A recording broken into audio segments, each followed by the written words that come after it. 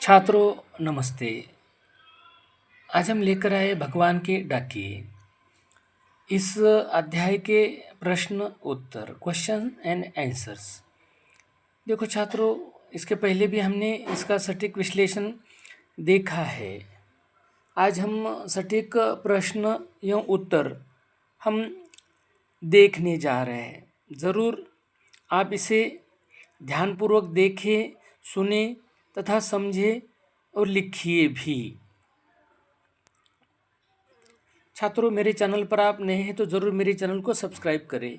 पहला प्रश्न, कवि ने पक्षी और बादल को भगवान के डाकिए क्यों बताया? स्पष्ट कीजिए। उत्तर, कवि पक्षी और बादल को भगवान के डाकिए बताया है क्योंकि जिस प्रकार डाकिया संदेश लाने का काम करता है उसी प्रकार पक्षी और बादल भगवान का संदेश हम तक पहुंचाते हैं।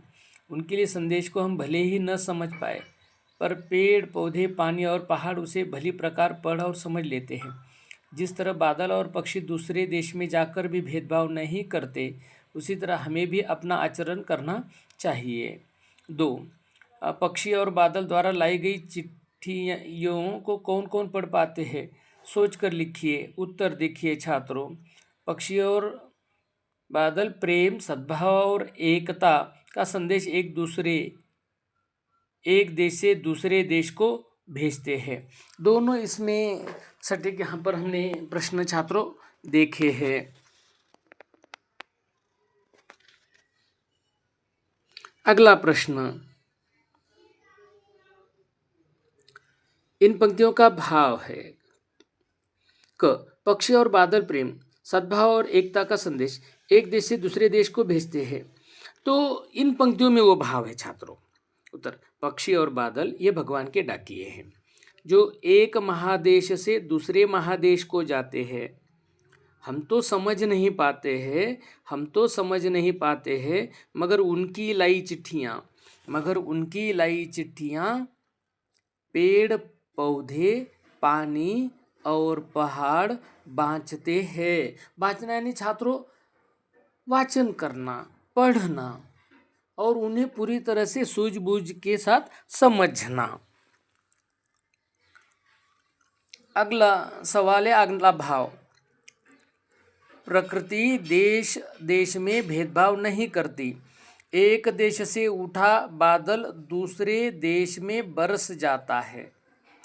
देखिए, यह भाव केंद्रीय उसका। हम तो केवल यह आंकते हैं, जिन पंक्तियों में आशय ही है, हम तो केवल यह आंकते हैं कि एक देश की धरती दूसरे देश को सुगंध भेजती है। हम तो केवल यह आंकते हैं कि एक देश की धरती दूसरे देश को सुगंध भेजती है और वह सौरभ हवा में तैरते हुए पक्षियों की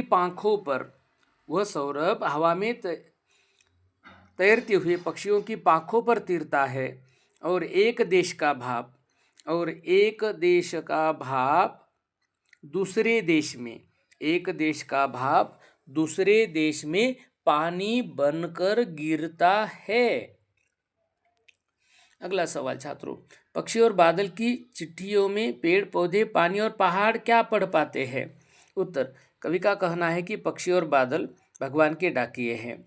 जिस प्रकार डाकिए संदेश लाने का काम करते हैं उसी प्रकार पक्षी और बादल भगवान का संदेश लाने का काम करते हैं। पक्षी और बादल की चिट्ठियों में पेड़ पौधे, पानी और पहाड़ भगवान के भेजे एकता और सद्भावना के संदेश को पढ़ पाते हैं। इस पर अमल करके नदियाँ समान भाव से सभी लोगों में अपने जल को बांटती है। पहाड़ भी समान रूप से सबके साथ खड़ा होता है। पेड़ पौधे समान भाव से अपने फल, फूल व सुगंध को बांटते हैं। वे कभी भेदभाव नहीं करते।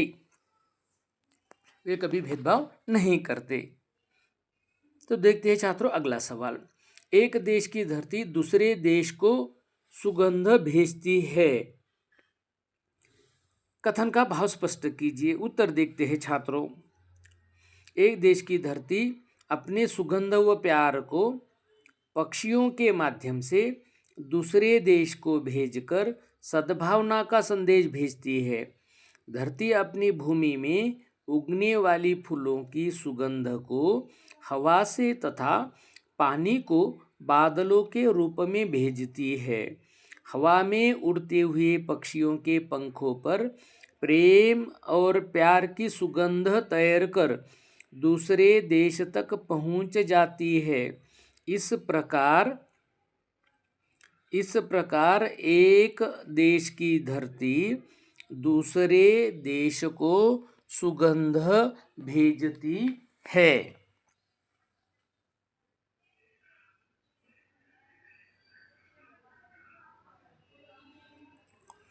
अगला देखो पाठ के आगे। पहला, पक्षी और बादल की चिट्ठियों के आदान प्रदान को आप किस दृष्टि से देख सकते हैं? पुनः छात्रों, पक्षी और बादल की चिट्ठियों को के आदान प्रदान को आप किस दृष्टि से देख सकते हैं? उत्तर, पक्षी और बादल की चिट्ठियों के आदान प्रदान को हम प्रेम, सौहार्द और आपसी सद्भाव की दृष्टि से देख सकते हैं। यह हमें यही संदेश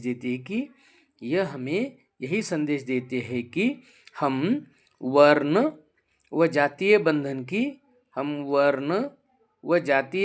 की बेड़ियों को तोड़ दे।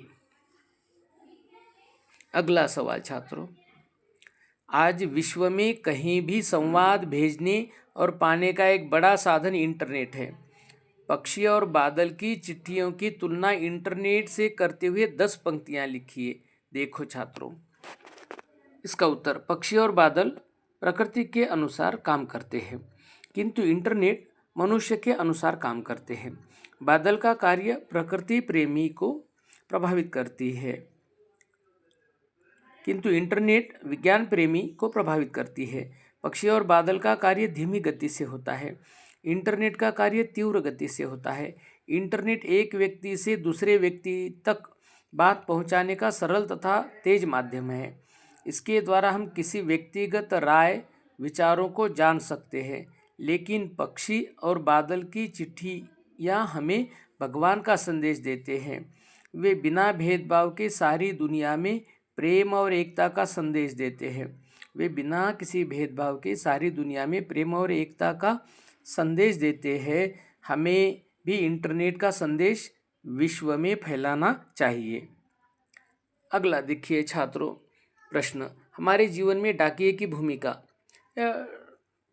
भगवान के डाकिये, इसमें डाकिये की क्या भूमिका है वो देखते हैं। हमारे जीवन में डाकिये की भूमिका क्या है, इस विषय पर 10 वाक्य लिखिए। उत्तर, डाकिया भारतीय सामाजिक जीवन की एक आधारभूत कड़ी है।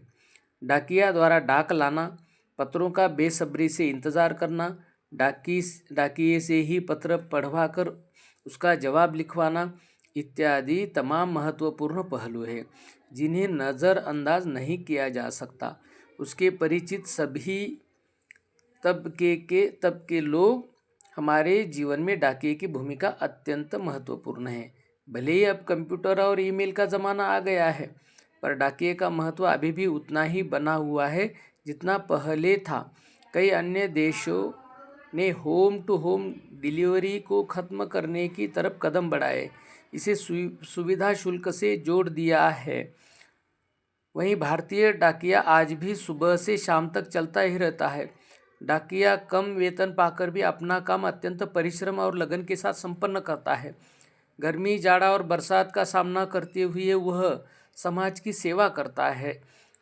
छात्रों, मेरे चैनल पर आप नए हैं तो ज़रूर मेरे चैनल को सब्सक्राइब करें, लाइक करें, अपने मित्रों के समूह में मित्रों को भेज दें। निरंतर मेरे चैनल पर बने रहे। धन्यवाद।